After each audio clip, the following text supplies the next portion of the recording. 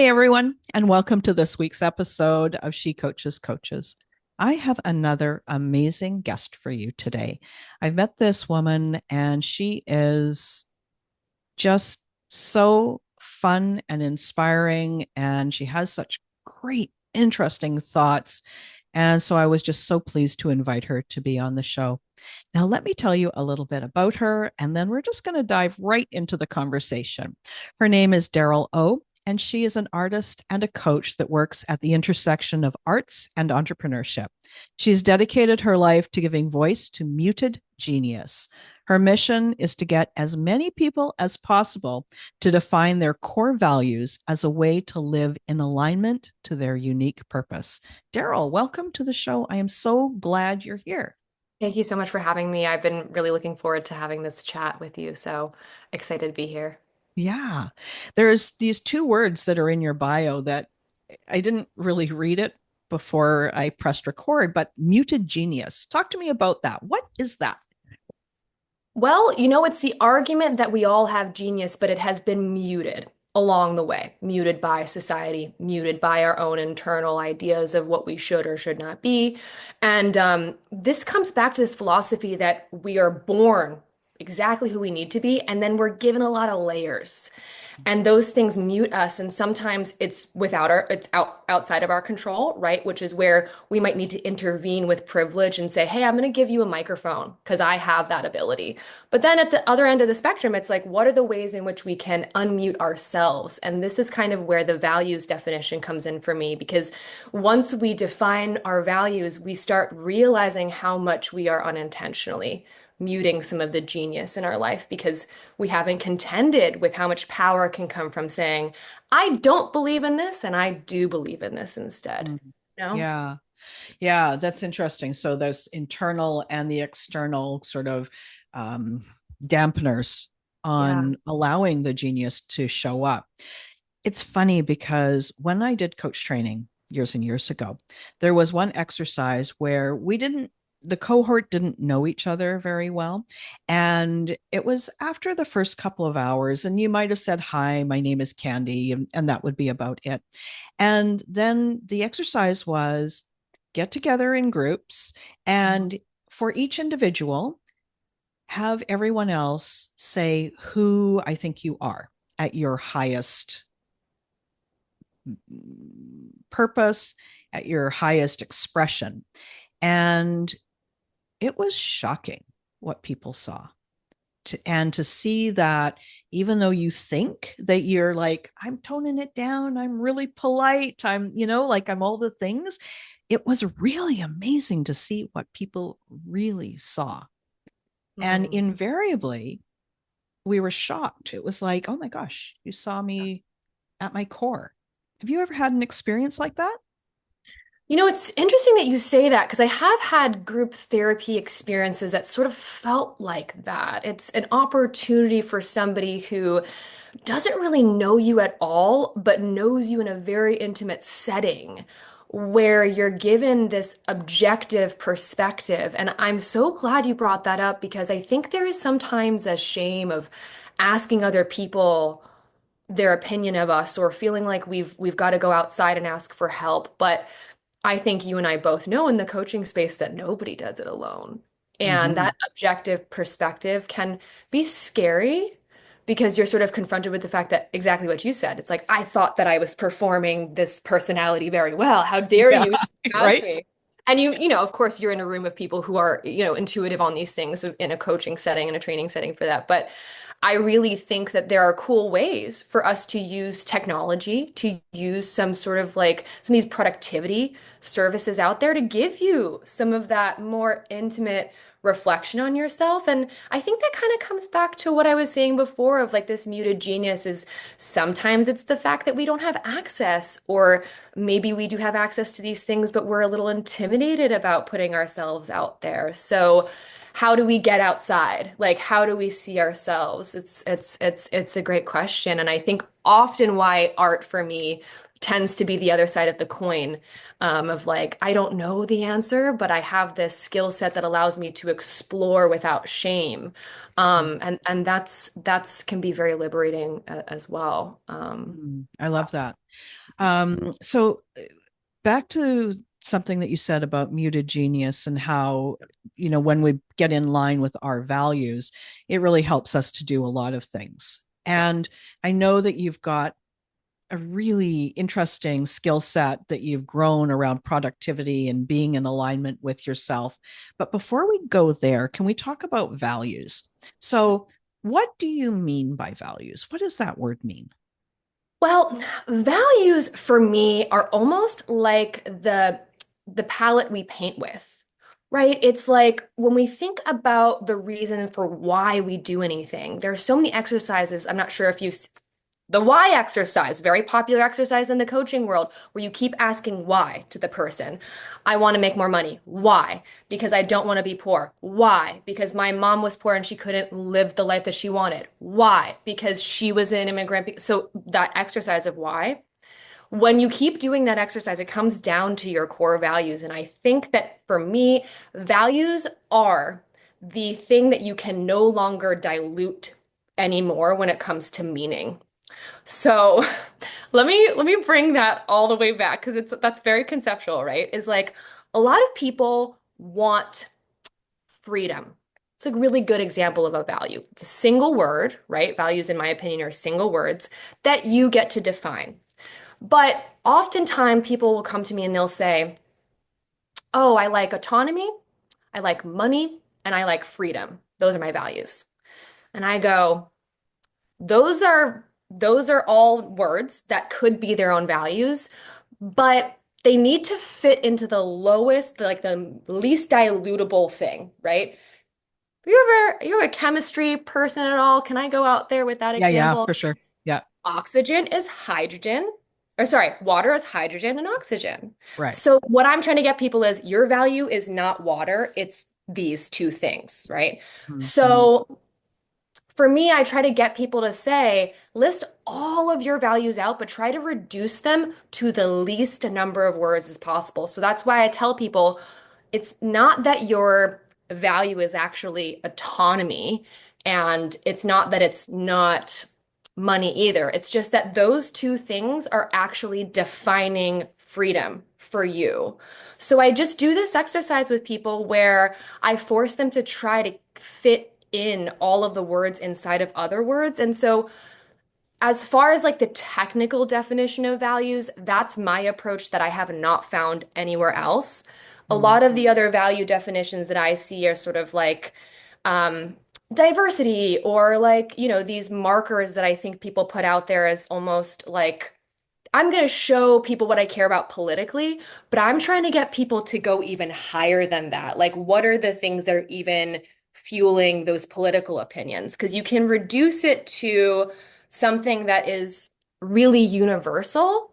And I think that that can also be a great way for us to reach across disagreement is like, hey, I believe in freedom and you believe in freedom, but my definition over here is a little bit different. And so we're going to express it differently. But I can agree with you that like all humans want to have freedoms, right? So it's not sure if that's a very clear answer, but I try to bring up as much nuance in this as possible because values are not something that you're going to be able to do in an hour, and it should be something that you really take the time and space to get clear for yourself, Do you you know? think that, I've got sort of two questions happening at the same time in my head. Do you think that there's really only a handful of words that represent core values for everyone in the world, but we all just interpret them slightly differently? I would say that they're not for words, they're for categories. And I think that we can see this in Maslow's hierarchy of needs. We can see this in the Purusharthas. We can see this across a lot of different philosophies of what are the categories of fulfillment in life. So I feel like that's actually what I'm noticing as a pattern in I don't know, the hundreds of people I've had do these values exercise at this point. And when I did my values audit at the beginning of this year, because I do audit my own values, like just along with my taxes where I'm auditing my finances, I go through and I audit my values. And what I've noticed, I think, this year is that my values as well go into those four categories. Mm. Um, for me, they have been, I think Maslow hierarchy is kind of a good example because everybody knows that in the Western world where it's just like food, water, shelter, and then all of those things. Yeah. I think that should be flipped on its head because I know a lot of people who don't have food and water and are very self-actualized, very healthy, emotionally stable people. But, it really comes down to do do what you're really good at and brings you pleasure. Get paid for that financially. So whatever material reality you define, a lot of people say that's money. Then purpose is really more like impact, like how am I going to impact other people? And then most importantly, how do I transcend material reality into spiritual self-actualization? So for me, that looks like, and I can actually pull up my own values, is freedom. So for me, it comes back to being free. A lot of people have that. That's sort of like the ultimate manifestation of who I am. But to get there, I want to make sure I'm prioritizing pleasure. So the first one is pleasure and how I define that. Once I manifest pleasure, then I can get into impact, which is I've figured out how to live pleasurably in my life. I want to be able to overflow my pleasure and into impact. Then that goes into beauty. For me, beauty is a huge value, and I could talk about that for ages because I think a lot of us feel like beauty is a shallow thing that we're not allowed to pursue. But there's a reason why STEM students are required to learn design now, and then that leads towards freedom. So again, a lot of people have different words, but I'm noticing that it kind of goes through those hierarchies of needs and it's working towards some sense of freedom. Um, Depends for what people I'm talking to, whether or not that's material or spiritual, but I think ultimately it's spiritual. Yeah, yeah, I think so too. And it's interesting because I think just about everybody that I've ever worked with has freedom as a value, but each one of them, they define it differently and it expresses differently with them too, you know? Yeah, and the purpose of defining the values is, I think, where I also want to kind of get people to really ground in understanding the application of once you've defined your values because it's all very well and good to define your values and some people are just inquisitive, you and I like to wax poetic on value systems because that just happens to be our interest and that's where we like to be. But for those folks who kind of come to me and who are like, Daryl, I don't want to do my values, like can we just set some goals and get it into Notion and get this done? And I'm like, totally. But to set a really good goal, like even in the corporate world, you've got to go to the board of directors and be like, "Hey, so what's the mission for the corporation this Mm-hmm. year?" Mm-hmm. Right? So when it comes to values in the corporate setting, we understand that. But when it comes to a personal setting, we don't really allow that to come through where it's like, okay, if my personal definition of freedom is doing what I want when I want to, I don't have enough money to do what I want when I want to. So I'm going to set a goal of making this amount of income increase by this quarterly date. But the reason for why it's going to be so much more powerful for me is because the reasons for why I'm doing it are connected to a personal definition of freedom. And then my mission is connected to that goal. Whereas a lot of these entrepreneurial conversations are like, make money because that's what we're all supposed to do, Mm-hmm. you know? Yeah. So it's the having the meaning behind the actual goal. That's the piece. So when people work with you or just in your daily life, Yeah. you establish your values, you integrate so you have a real personal understanding of what they are, you understand why they're important to you, and then Mhm. you use that as the foundation to set the goals. Is that Absolutely.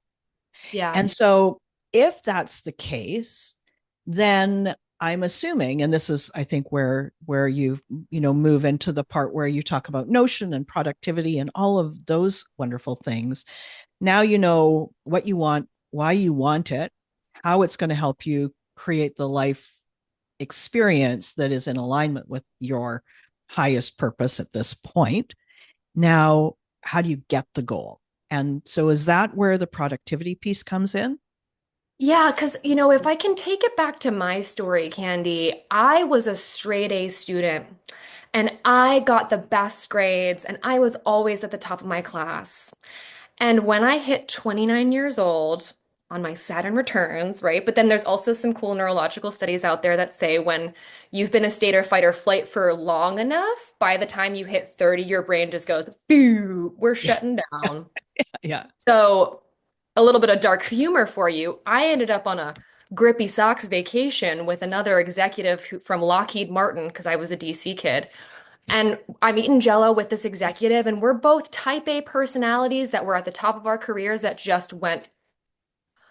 And so it really had me go, why am I here when I did everything right and I hit every goal that I ever set? And it's because I never asked, why do I have this goal and who is telling me to reach this goal? Yeah. You Yeah. know? So Agreed. it's that lived experience that makes me go, the only way that I'm gonna get over this sort of trauma of burnout and feel motivated enough is the safety net of a check and balance system where I know I'm not accidentally going to set a goal that isn't actually good for me in the long run to the point where it actually really affected my mental health. And I think that that story is very common for people who want to do the right thing, but have been fall through the gaps of the system a little bit, you know? I don't, and it's interesting because, like, the story that you share, Mhm. we've, I'll say 90% of the people who move into the coaching world have experienced their version of that. You know, they're high performers who create great things, they're successful, at least outwardly successful. And then they realize there's that gap between the inward success and the outward success. And then we all have our, dark night of the soul. Some of us Exactly. in one way, some of us in another way, but we come to that place where it's the hero's journey. We're living our own hero's journey, at least that part of it. It's like something has to change, right? And so one of the things that I found, and I'm curious if this is true for you as well, is the permission piece. I realized that my life was out of alignment. I realized that that's why I was burned out, because I was doing the things that I should do, that everybody said was what was success, but it wasn't satisfying.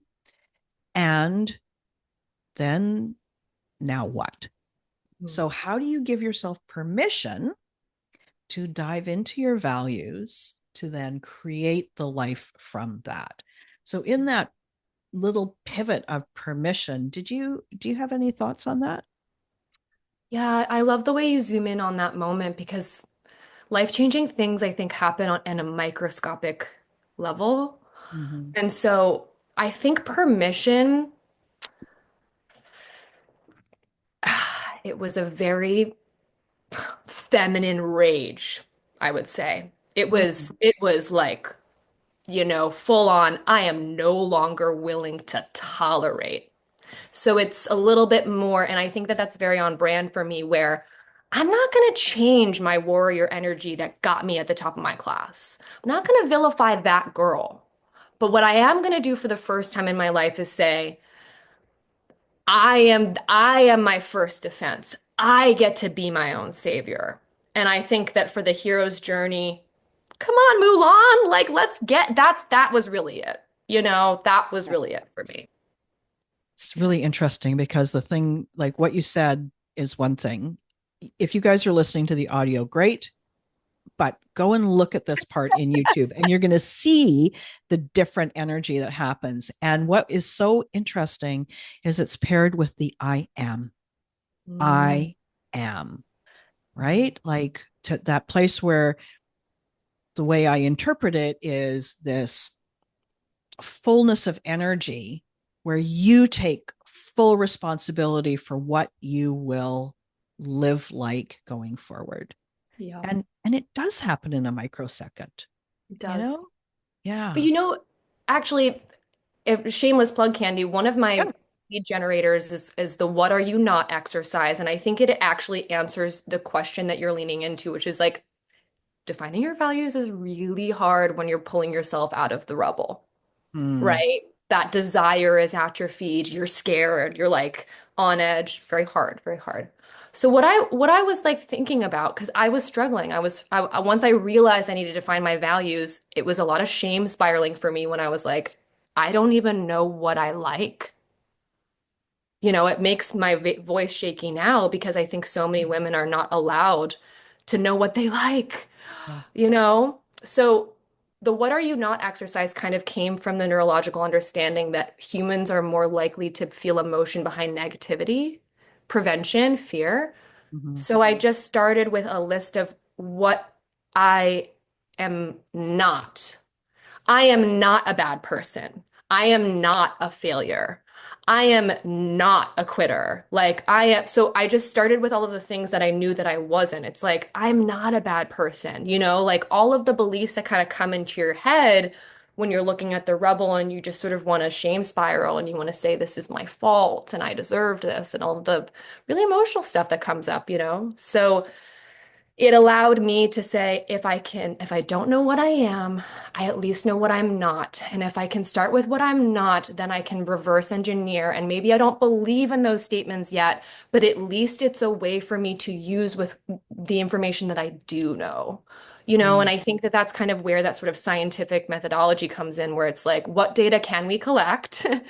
Like sometimes and it's archaeological, right? It's like I got to go back and dust off the bones. We're going to have to use what's there, but there are techniques, I mm. think, to access them without it's just chopping it up, breaking it down into small microscopic moments, as you say. So that's something that I really encourage. And it's where my entire brand comes from, actually, is like I didn't know what I was, and I don't really even consider myself any one single thing. So what am I not feels like a nice way to start defining myself with a huge question mark at the end of like, I don't know who I'm going to be, but I get to discover that. I love that. Yeah. And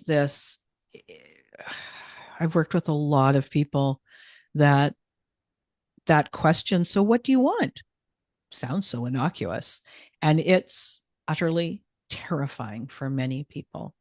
And that is often for them, that's the place that they start, is to realize that I don't actually know what I want. So then, in your world and the work that you've done, this leaning into deeply understanding your values and then creating from there. Can we make a little, I don't know if it's a left turn or a right turn or whatever, but I want to talk about how the values works with the productivity, because you've done something really interesting on the Notion platform, and I really want the listeners to hear about that. Yeah, well, I think as another from one operations woman to the other, right? Goals broken down into projects, broken down into tasks with deadlines assigned to people. That's what operations is, right? Yeah. Makes a lot of sense in a corporate setting when there are multiple employees, different floors for different departments. Everything sort of flows, right? Now, what if we imagine a world where you are a corporation? And the values are not corporate values, but you're their own set of personal values. What would it look like if we put a person inside of that corporate model? And that was really weird for me to say because I was so anti-corporation. I was like the cool artsy girl. I was like doing rogue entrepreneurship, right? So when I realized, I was like, wait, maybe we can use the corporate structure model with these values flowing through them. And that's where I realized we don't have to reinvent the wheel. We can essentially use what the productivity world is already doing with these softwares like Notion and Google Drive and Asana and ClickUp. All they're trying to do is make a team more organized. So here's what I did. And this is my favorite thing to say to solo entrepreneurs specifically. You cannot wear all of the hats all at once. No, that's why it's so difficult for people to see their solo entrepreneurship in this model of a corporate level system, right? Because we're like, well, I know I'm the CEO, but like, I don't need a meeting at the beginning of the year to have a board meeting with myself. Like, it's just me. I don't need to carve out that time. I already know what my values are. Really? Do you? Plug for values, right? Yeah. Okay. And then the next layer, right? We see this in CEO, C-suite people that we coach all the time, where like, okay, their job is to take the board of directors vision for the business and translate into goals, right? So what I'm telling people is the corporate model works. The board level talks about the values. The C-suite turns them into quarterly goals with a quarterly meeting where you calculate the metrics. But when you turn that into, projects and tasks, what happens is that we don't really take the time as solo entrepreneurs to make an annual meeting and make a corporate like C-level meeting. So what I've done is I've said, once you define your values, that is going to be what's dictating your goals, and then we're going to break it down. And so what happens is everybody's very comfortable in like the goals to projects to tasks. Although, to be fair, I have worked with some really wonderful artists who maybe need a little bit more hand holding on that than maybe my entrepreneurs kind of coming in from the other side. But um, I hope I'm making sense here, but essentially, I just force people to wear the specific hat at a specific time and have a quarterly meeting and an annual meeting, in addition to monthly meetings for breaking down projects, as well as weekly meetings to schedule it. And so once you are forced into that level of scheduling, it allows you to no longer feel like, is my to-do list aligned in alignment with my values? Like, am I actually working towards this big picture? You can go, I know I am, because I had that meeting. And if I'm out of alignment, I've got a meeting next quarter with my CEO self, and I can put that hat on and have that moment. But what's not going to work is thinking that your Google to-do list and your Gmail inbox and you're just grinding at the gears of just being the entrepreneur all the time. You can have that layered on top of each other. Like, think about it like this. Beyonce, Taylor Swift, they're like corporations at this point, right? But they're artists. So what I tell my solo entrepreneurs and my creative entrepreneurs, I say, do you think in the middle of Beyonce singing on stage that she's having a meeting about her quarterly numbers at the same time? Yeah. Right. Yeah. So it's separating the roles and having a corporate system based off of a personal set of values that are not just measuring KPIs for the sake of them, but are taking metrics into their own hands as a way for them to track their value system, not just their financial system. So the piece that I hear is you start with your values and then you use your values to create your goals.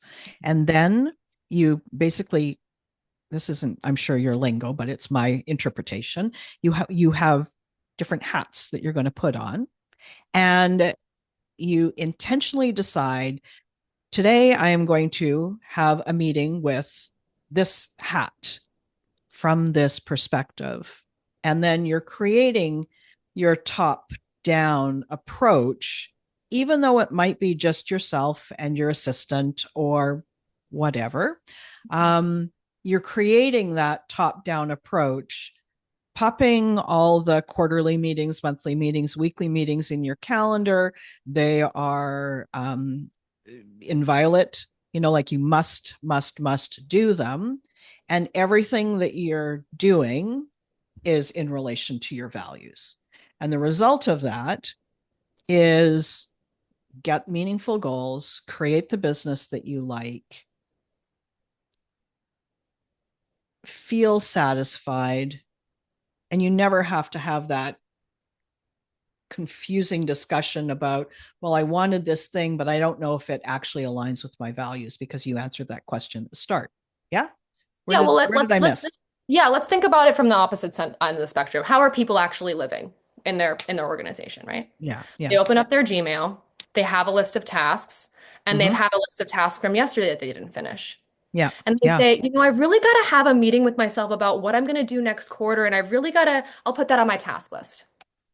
Okay, just keep putting it on your task list. Just, yeah. Okay, so what I'm saying is schedule specific times for specific purposes to wear specific hats so that when you get to your to-do list, there is no way that anything on your to-do list is coming from anything other than a higher version of yourself that has Mhm. checked to make sure that this deserves to be on your plate. Because people think that solutions come by adding more things on their plate. No, it's about making sure that anything comes in, that's coming into their life, they are saying, I'm the decider. Did you check with the values department yet whether or not you're allowed to be on my to-do list today? Yeah. Sweetie. So that's why we kind of have to have these externalized roles, right? It's like the angel and the devil. It's like I've got my values girl on my back and I've got my goals girl on my back. And so it just really makes sure that I get out of the habit of thinking and acting like an employee, which is ultimately what I'm trying to get people to contend with because when we're educated, we're not really given an opportunity to define our own values because that would require each student to like meet with the superintendent and talk about what they think the public school system should be based on to begin with, right? Which would not be possible. Hmm. So once we leave the education system, we're never told that before you even make a to-do list to be an employee, especially for yourself, you're going to have to teach yourself how to be these roles. Because that's what allowed you to be a good worker to begin with, is because you're just getting a task list from somebody else who is thinking those higher things. So you've got to Hmm. take responsibility for those higher thinking roles so that whatever ends up on your to-do list is something that you decided and that you took responsibility for, you know? So here's the piece. I understand what you're saying, and now I'm wanting to translate it for the coach who probably has 15 clients. They know they want to make their business bigger. They don't have a big business background necessarily. So they don't really know what a CEO does versus a COO versus a manager versus, right? They know what role they used to do within their company. So it's a completely different skill set. So us just take that example. You've got a coach who does mostly private coaching, maybe a little bit of group coaching, and they know they need help because I think you can struggle with this just kind of weirdo to do list to a certain point. But then there's a point that that's no longer manageable. And that is the place where your approach with the values based really, that's where it really comes in. So what do you share for those people to get them started? Because I think that that's the piece. Like, of course, at the end of this episode, I'm going to say, hey, go and check out Daryl over here. Yeah. But let's give those listeners the place where, like, oh, okay, if I know my values, this is the next place that I need to go to. Mhm. Yeah, I mean, I very simply put, I teach you how to think like a CEO because that's really what I needed as an artist. And that's what I think a lot of people need who are coming from a passion-based business that worked really well because what they have to offer is really effective. But then when you get to the point where you want to scale, it is not going to work. Yeah. Um, and so to think like a CEO, you have to be able to translate a set of core values, which is the mission statement of your business, into a list of actionable goals that are measured by metrics, because that's what a corporation does. Hey, shareholders, this is how much we did, this is how much we made.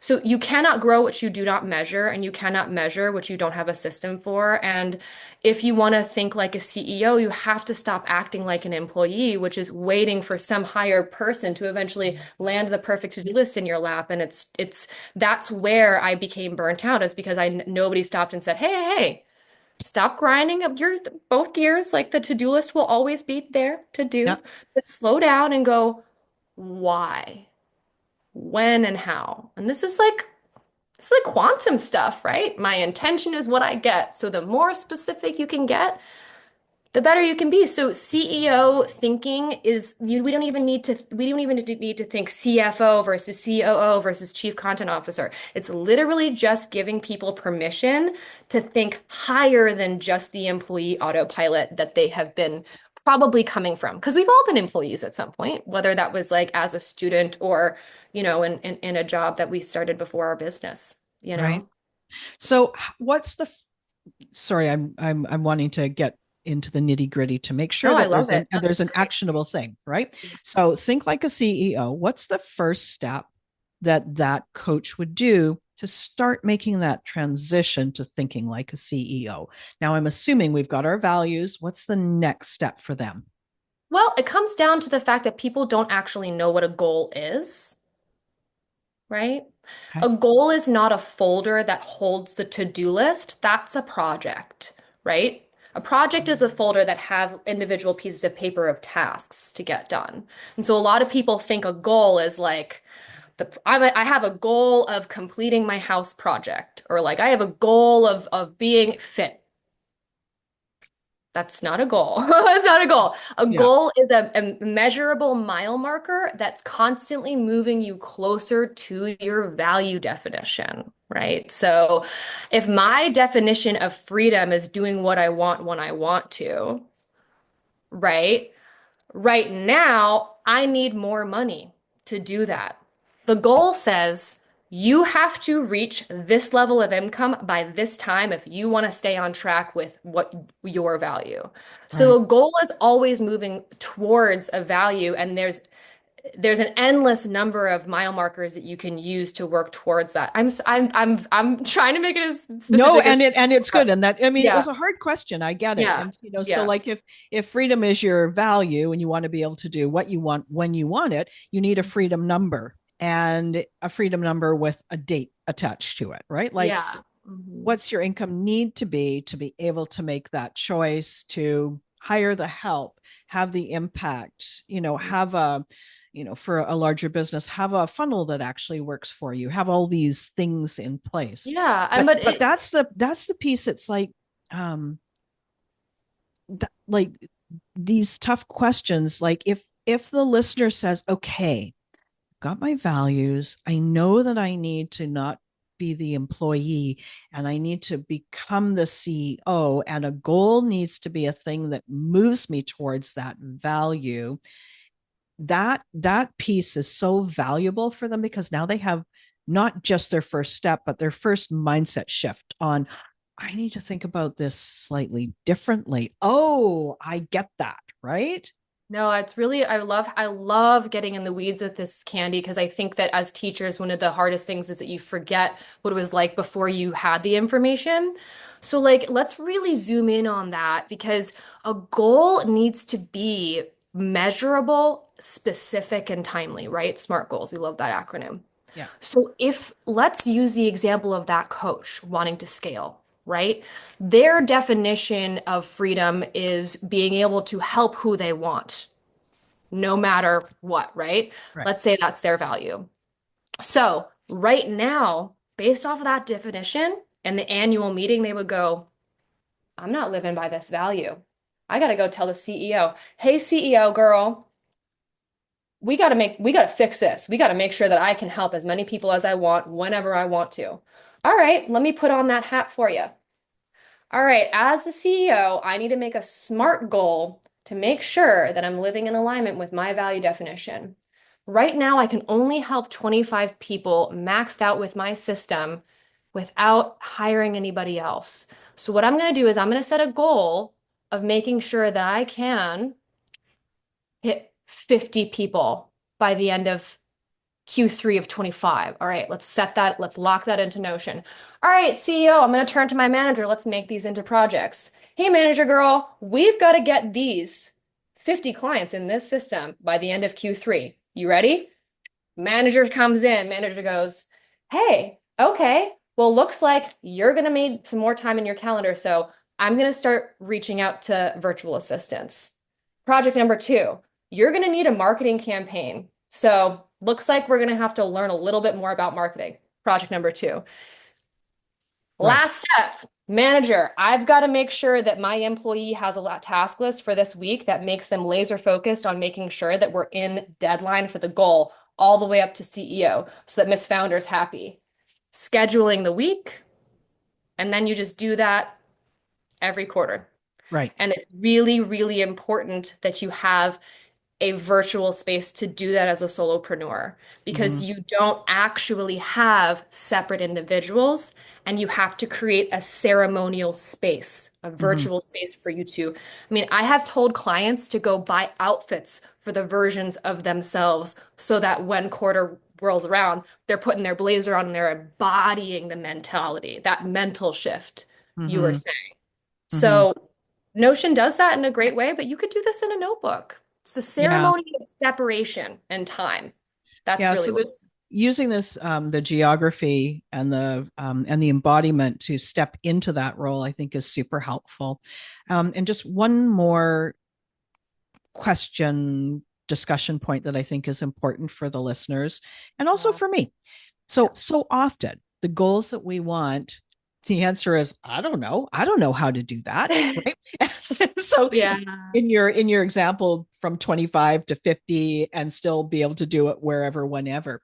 And Yeah. so I see this a lot with entrepreneurs generally, with coaches specifically. It's like, well, I want this thing, but I have absolutely no idea how to go about it.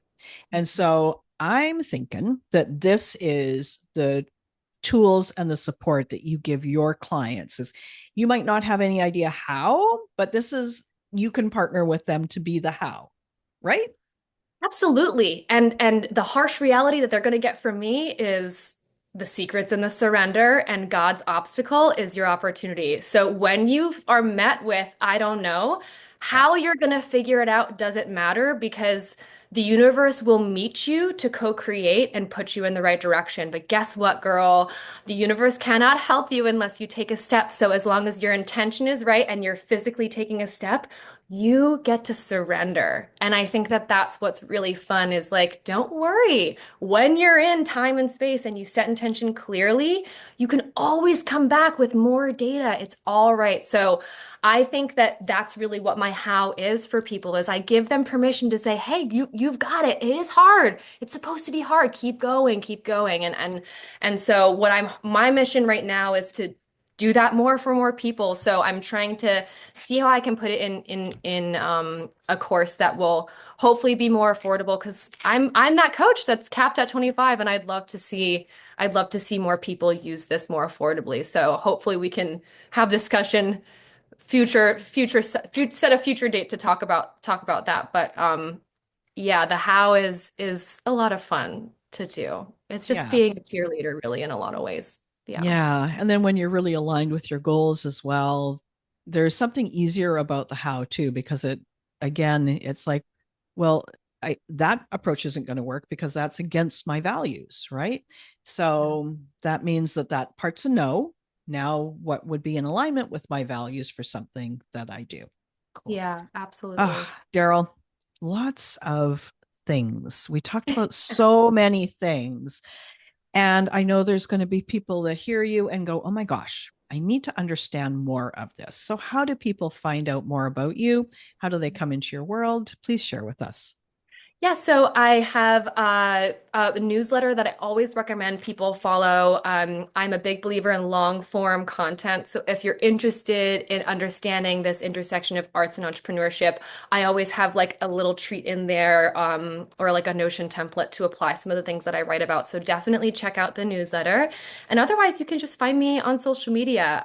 Not Daryl is my handle, and you can find me on Instagram and on YouTube. I do have a podcast that I'm slowly growing, but it's speaking of values, connected to my value of like impact, where I'm just trying to have something that forces me to dismantle the idea that my story isn't valuable. So my KPIs right now look like showing up and having fun, and eventually it'll get to setting numbers for followers. But if you guys want to hang out with me, it's kind of a fun little place to nerd out about this stuff conversationally. So yeah, Cool. that's it. So I'll Mhm. put all that stuff in the episode notes so people can just click on the links and come over and see your website, sign up for getting your newsletter and all those kinds of things. Thank you so much for joining me. Really enjoyed the conversation. And I learned a lot personally too. I love this learning different ways about doing business. It's time for us to sort of use what works, not use the things that don't work, and sort of create this new way. And I can see that there's really something about what you're creating that's different, but much more human and much more, I think, sustainable for people, right? Yeah, thanks, Candy. Yeah, I'm appreciate the space to really get in the weeds with it, and I hope that we can do this again. And I look forward to meeting some of your listeners. Cool. Yeah. All right, everyone. Thanks so much for joining us this week. Gosh, hope you enjoyed this conversation as much as I did. Please go and check out more about Daryl. She's got all kinds of amazing things for you. Thanks, and we'll talk to you again soon.